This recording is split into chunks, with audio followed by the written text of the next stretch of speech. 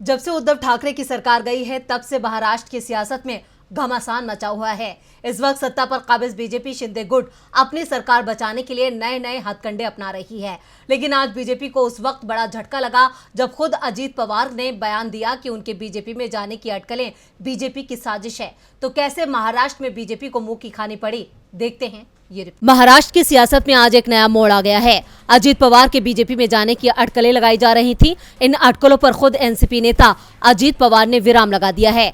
अजीत पवार के बयान से बीजेपी को बड़ा झटका लगा है। उससे पहले शरद पवार ने भी इन अटकलों पर अपना पक्ष रखा था।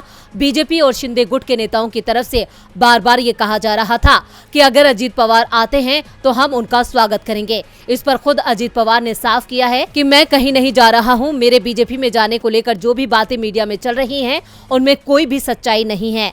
बीजेपी असल मुद्दों से ध्यान भटकाने के लिए इस तरह की झूठी खबरें फैला रही है। एनसीपी चीफ शरद पवार ने भी अजीत पवार को लेकर जो बातें मीडिया में चल रही हैं, उन पर रोक लगाते हुए कहा कि इसमें कोई भी तथ्य नहीं है। फिलहाल अजीत पवार चुनावी संबंधी तैयारियों में व्यस्त हैं, वो बीजेपी में नहीं जा रहे हैं। शरद पवार का ये बयान काफी महत्वपूर्ण है। बीते कई दिनों से अजीत पवार के बीजेपी में शामिल होने की अटकलें चल रही थी। वहीं ये भी दावा किया जा रहा था कि अजीत पवार ने व्यक्तिगत रूप से 40 एनसीपी विधायकों का समर्थन और उनके सिग्नेचर भी हासिल कर लिए हैं।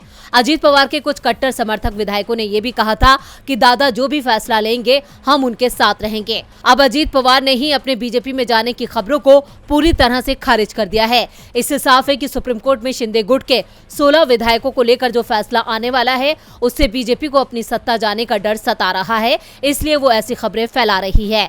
डीबी लाइव की रिपोर्ट।